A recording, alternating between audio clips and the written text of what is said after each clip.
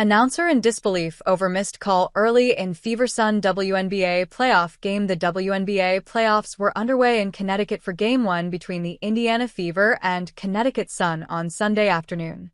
Just moments into the game, WNBA referees were under fire on social media after wrongfully calling a foul on Fever star Aaliyah Boston. The Fever forward was on the defensive end, attempting to bring down a rebound. Boston grabbed the ball from Alyssa Thomas's hands while the Sun star fell to the ground. Despite Boston never making contact with Thomas, she was whistled for the foul. The Fever's young star turned to the referees in disbelief, and Indiana head coach Christie Sides opted to challenge the call. Following the Fever's successful challenge, one of the game's announcers, ABC's Ryan Ruocco, made it clear he disagreed with the call. "I mean, clearly that foul is not on Aaliyah Boston," Ruocco said. WNBA fans seemed to agree with Ruocco, commenting about the call on social media. "Playoffs just started, and we already got a ref's challenge for them claiming Aaliyah Boston fouled," said one fan. "Aaliyah Boston is wrongfully called for a foul, and the Fever are forced to use a challenge 40 seconds into the game. A disgrace," said another fan. "Aaliyah Boston is one of the worst officiated players I've ever seen," commented one fan.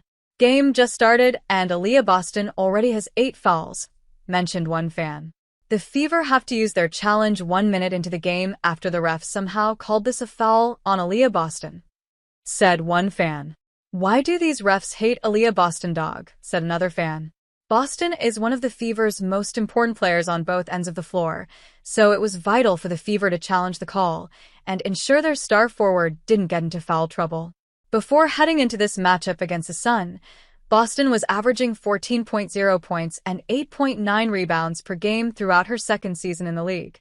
Boston has been a significant part of building one of the best big threes in the WNBA, alongside Caitlin Clark and Kelsey Mitchell. All three players helped turn Indiana into one of the best teams in the league despite coming into the season with little expectations.